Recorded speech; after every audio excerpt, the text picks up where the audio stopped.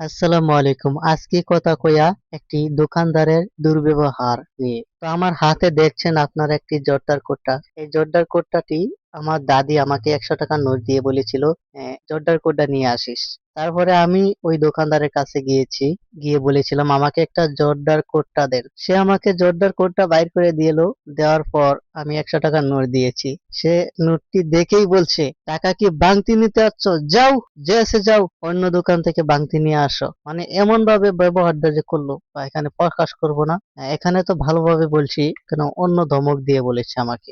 আর এই যে জোরদার কোটটা, বাংতি আরেক দোকানে গিয়েছি, ১০০ টাকার নোট নিয়ে বলেছিলাম যে বাংতি আছে ভাই? সেও বলল বাংতি নাই ভাই। তখন আমি বলেছি, না বুঝেছি, অন্য দোকান থেকে কিনে নিতে হবে বাংতি। তারপরে এই যে ১০ টাকা দিয়ে ২০ টাকার দুইটি ফুল পাউডার কিনেছি। কিনে টাকা ভাঙ্গিয়ে তারপরে ওনাকে ১০ টাকা দিয়ে এসেছি।